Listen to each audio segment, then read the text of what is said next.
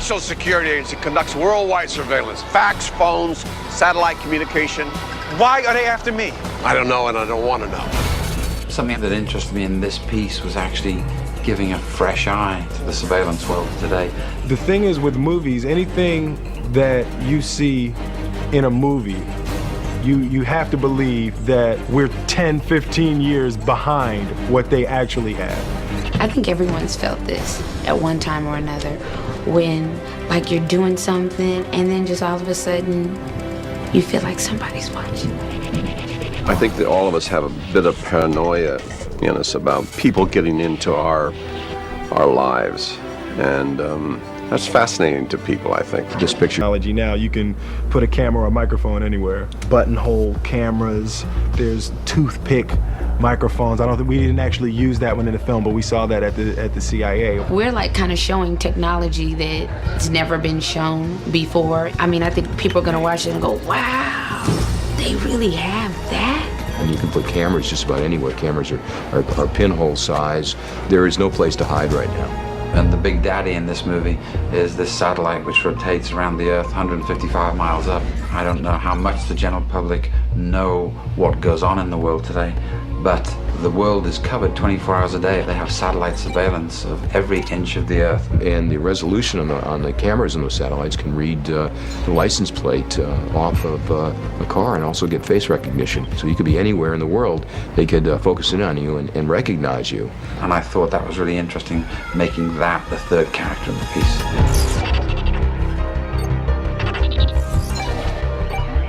As I do in all my movies, we go back and we find the real guys, and those real guys are tech advisors. We found 2 James Bonds, but they don't look like James Bonds, Marty and Steve. They look like plumbers or caretakers. And they're the oddest, sweetest, strangest guys. And they were great inspiration for ideas for Gene's character. Well, they gave us a script to read initially. When I first read it, I thought they can do a whole lot more with technology than they have. We both went through the script and made a million notes where electronics could make it more interesting, and then it was just rewritten with that in, and I'd do the same thing again and over and over and over, and closer until you got the shooting script. Say something. Excuse me? Louder. What are you talking about? That's good. That scenario of bugging the hotel room was extracted from a genuine case I was involved in at the time the movie was being put together. The director, Tony Scott, looked at some videotapes I shared with him of an industrial espionage case I was doing, and he said, that's what I want in the movie. So he built that scene around a genuine listening post.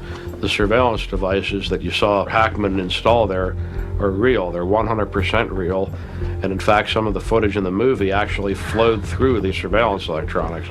It was not generated later on in the studio. That was actual surveillance footage. My character manages to do everything he wants to do with very low-tech kinds of equipment, and he gets by with that. Yeah, we can start with a stripped-down TV chassis if we have to, and bug a room with it, maybe more effectively than someone that hasn't had the experience could do with a whole supermarket full of surveillance gadgets.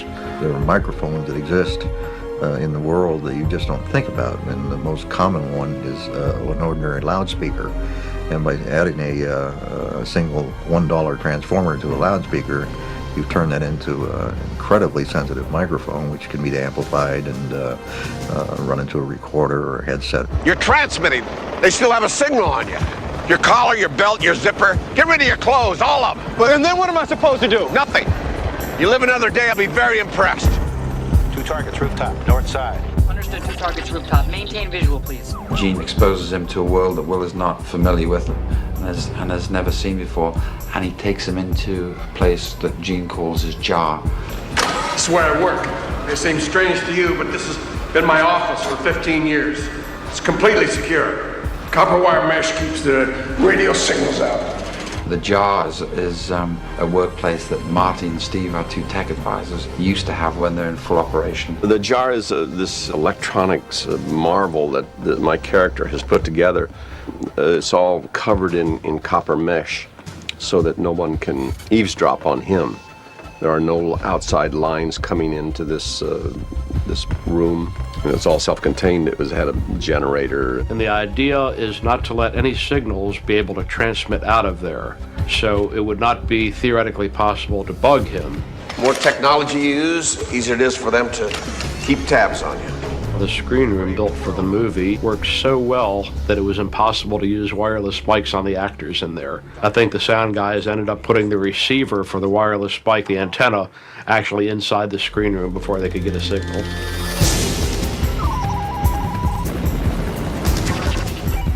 I always thought that the CIA was the agency, but the NSA has 3 times the budget that the CIA has, and it's much more secretive. I'd say 60% of America is not really aware of what the NSA does. They've been called no such agency, so the government denied they existed for many years. Oh, conspiracy theorists of the world unite. It's more than a theory with me. I'm a former conspirer. Yeah, I used to work for the NSA. I was a communication analyst. Listened to international calls from foreign nationals. Well, the NSA doesn't have a charter to actually do any domestic spying. That's really left to the FBI. They're supposed to work on foreign countries and get intelligence on communications around the world. They initially were code breakers during World War II. It's very valuable to be able to break codes and see what other people are thinking about us and what are thinking to do to us. It's certainly with a number of terrorist incidents, you certainly need an agency that's very strong and can break these kind of communications. The NSA has 18 acres of underground computers. And you know how many spy satellites, 200 some odd spy satellites or something like that in the air. Well, that's amazing. This agency, perhaps, is the largest employee within the intelligence community in our arsenal. Their resources are phenomenal, and they are capable of listening to just about every kind of communication. And you can just imagine the power that these guys could wield if, in fact, they could monitor U.S. citizens. The bad guy in the movie is not the NSA. The bad guy in the movie is a rogue operative, which is John Voight's character. And he took advantage of his position within the NSA to conduct these surveillance operations, which were rogue operations. We need 2 techs with full electronic capabilities, 2 Humpty Dumptys. Get Fiedler to organize it. And call Kramer to get us some ex-military cutouts. Usually there's a check and balance in these organizations, but every once in a while there's kind of an air pocket and somebody gets in there who's really not responsible, and they can do some pretty bad things. And this is the case with this fellow. The concept is a believable one. He's in that gray area that Ollie North was in, for instance, where he was able to do things in the name of the national interest without being challenged. Thank God this guy is not the norm in the NSA. He's a very, very rare bird, but he's real too. These characters exist. What you need is strong oversight committees watching over what their operations actually are.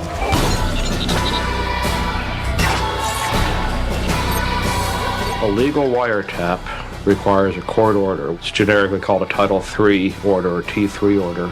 In 1 year, there's only a little over 1,000 court orders issued. There's single companies in this industry that sell over 1,000 wiretap devices a year. Some of these devices are manufactured 20,000 and 50,000 at a time. What's that tell you? The only privacy that we truly have is what we keep inside of our minds. Once we say something, there can be a microphone, and once we go out somewhere, there can be a camera, and every aspect of your life can be monitored if someone wants to. Information is power. Information is control. The more information you have on the more people, the more power you have, the more control you have over the people. Who is this? I have that environmental study you've been looking for. Can we discuss this in person? Be at the corner of Iowa and 3rd at 3 o'clock. I had the opportunity to review my FBI files, and they were in the order of 4,000 to 5,000 pages. And I saw the log on Will Smith, and it was well beyond that figure. You know, it is kind of scary. You just hope you're not doing anything wrong. It's an interesting thing, this whole idea about surveillance, because we were always concerned for security and giving the people who are our policemen enough equipment to be able to deal with some of the dangers that are coming up now with chemical warfare and terrorism and all of this. But where do we draw the line? That's a big question. Can we accept this infringement upon our private lives to allow a government agency to do their job in a manner so as to protect us all as a nation? Or do we not trust our government to do so? That's a question that the audience individually has to deal with.